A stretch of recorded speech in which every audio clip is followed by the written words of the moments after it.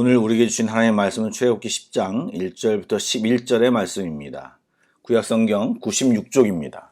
출애굽기 10장 1절부터 11절의 말씀을 드라마 바이블로 낭독합니다. 제 10장.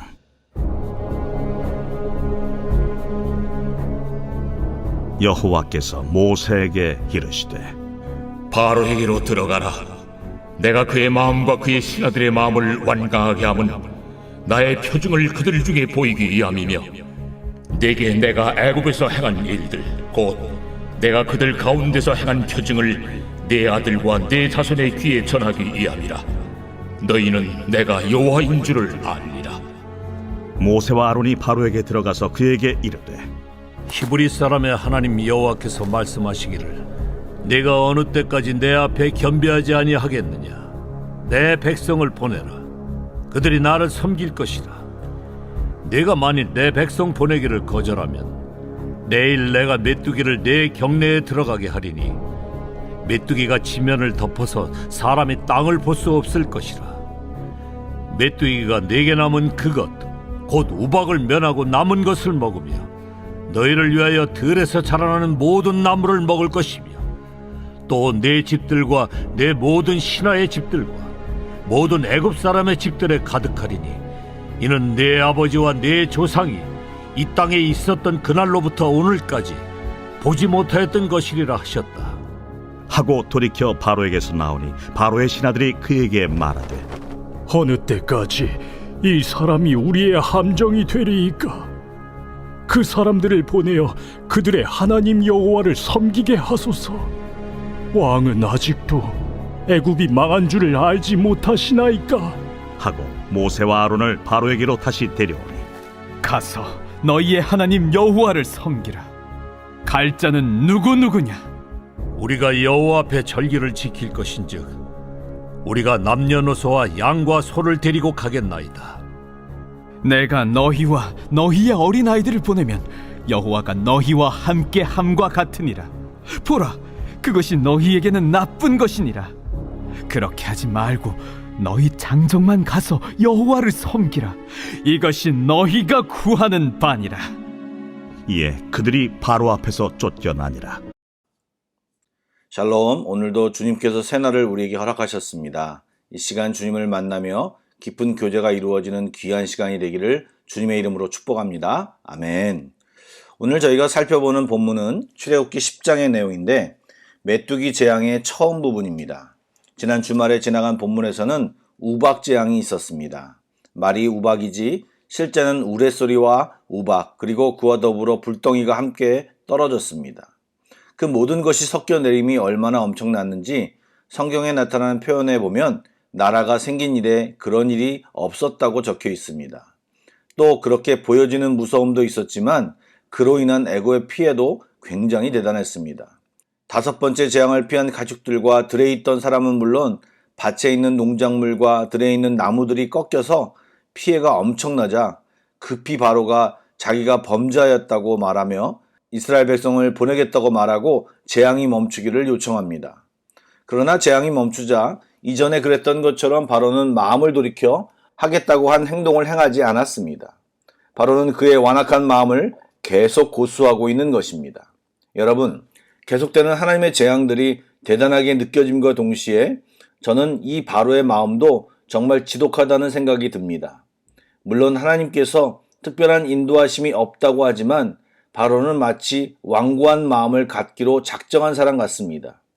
그리고 그런 그의 모습이 마치 어린아이들이 옳고 그름을 떠나 어깃장을 부리는 것 같아 보이기도 합니다. 심하다라고 생각이 들었는데 이찬수 목사님의 감사라는 책에 나온 이야를 보니까 그럴 수도 있다라는 생각이 들었습니다.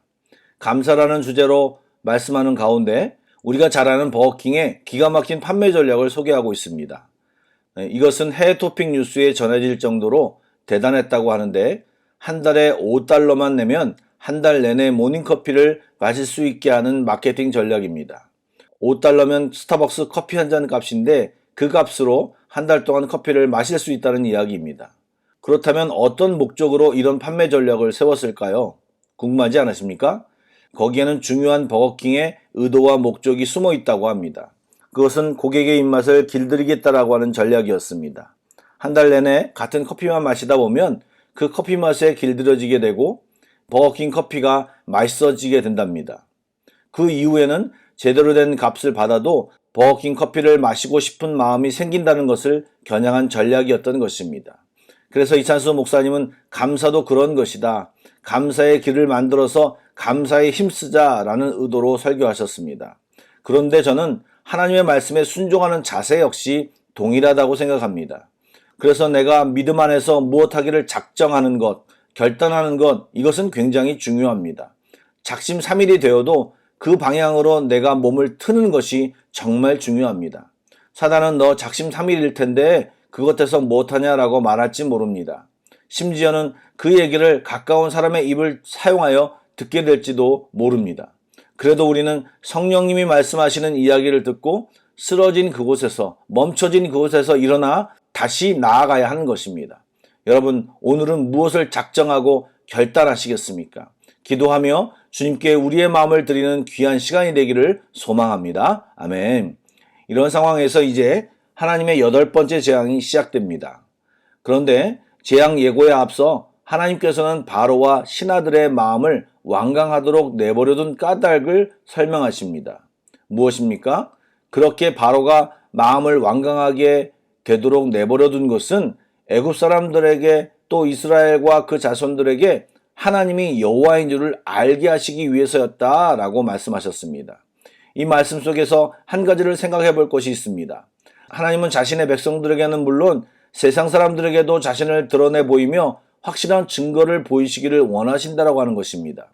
우리는 그리스도인으로서 이런 증거들을 가지고 살아야 합니다. 주님의 임재를 보고 살아야 합니다. 주일 주보에 제가 썼던 것처럼 그러한 주님의 임재 경험을 과거 사건으로만 만들지 말고 오늘도 경험하고 살아야 합니다. 주는 그리스도시요 살아계신 하나님의 아들이십니다 라는 고백도 언제 한때 감정에 취해서 하는 고백이 아니라 오늘 내 삶 가운데서 계속 되어야 하는 고백인 것입니다. 오늘도 그러한 경험과 고백이 있는 이 하루가 되기를 축복합니다. 아멘. 그리고 다시 모세와 아론은 바로에게 가서 하나님이 주신 말씀을 전합니다. 그런데 이 상황을 잘 생각해 보면 기가 막힙니다. 3절 말씀을 읽어보겠습니다. 모세가 아론이 바로에게 들어가서 그에게 이르되 히브리 사람의 하나님 여호와께서 말씀하시기를 내가 어느 때까지 내 앞에 겸비하지 아니하겠느냐. 내 백성을 보내라. 그들이 나를 섬길 것이라. 애굽의 신처럼 불려지는 바로 왕에게 하나님의 말씀을 대신하여 내가 어느 때까지 내 앞에 겸비하지 아니하겠느냐 라고 말하는 모세를 상상해 보시기 바랍니다. 분명히 바로는 왕이고 모세는 종된 이스라엘의 백성의 지도자입니다. 그런데 지금 모세는 바로에게 호통을 치고 있습니다. 이 상황은 모세를 바로에게 신과 같은 존재로 되게 하시겠다라는 하나님의 말씀이 성취되는 장면임을 보여주고 있습니다. 여러분, 오래된 복음성가 중에 예수 권세, 내 권세라는 가사가 있습니다. 예, 우리가 하나님의 종으로, 하나님의 통로로 사용될 때는 주님의 권세와 권위가 우리에게 부여됩니다. 그러나 우리가 하나님과 함께하지 않을 때에는 이스라엘이 애굽 땅에서 종노릇 하듯이 세상의 사단의 종처럼 끌려다니는 신세가 될 수밖에 없는 것입니다.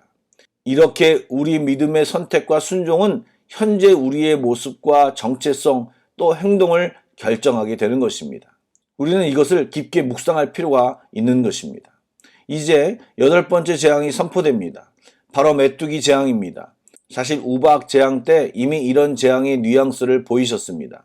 우박 재앙으로 인해 삼과 보리가 상하였으나 밀과 쌀보리가 아직 자라지 않았으므로 상하지 아니하였다라는 말이 9장에 나오는데 이제 메뚜기 떼를 통해 우박을 면하고 남은 들에서 자라나는 모든 나무를 메뚜기가 먹어치울 것임을 말하고 있습니다.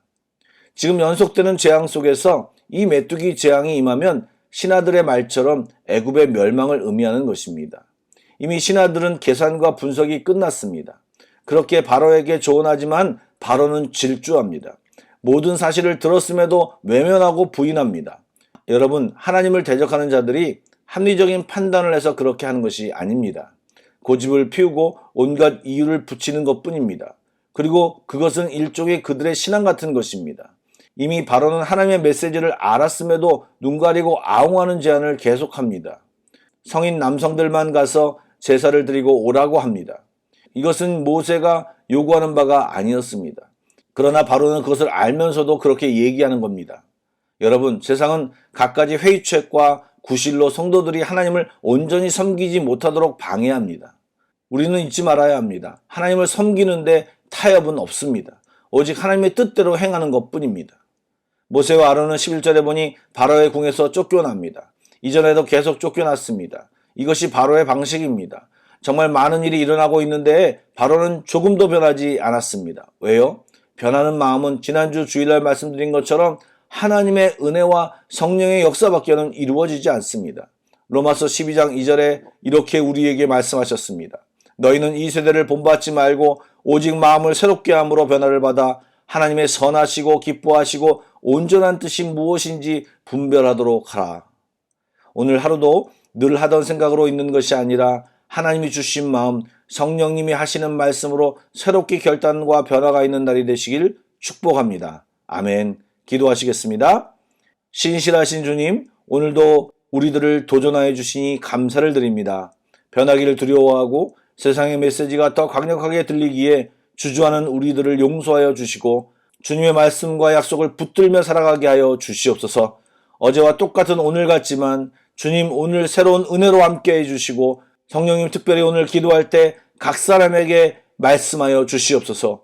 귀 기울여 잘 듣는 귀한 이 시간이 되기를 소망하오며 예수님의 이름으로 기도드립니다. 아멘. 찬양 한 곡을 묵상하시고 합심기도와 개인기도로 나아가겠습니다.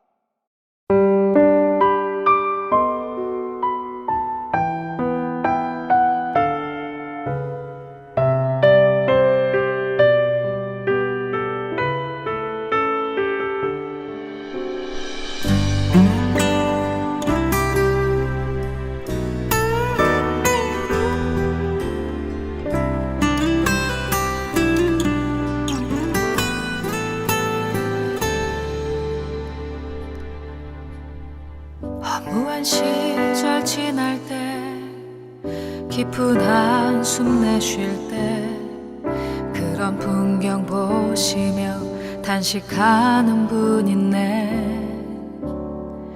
고와 같이 너희를 버려두지 않으리. 내가 너희와 영원히 함께하리라.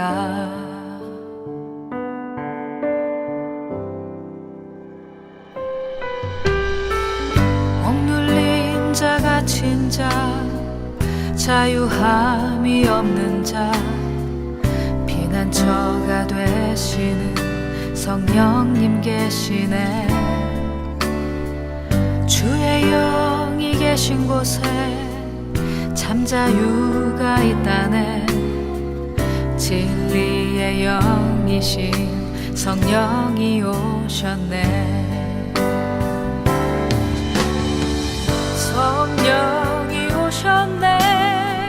성령이 오셨네. 내 주에 보내신 성령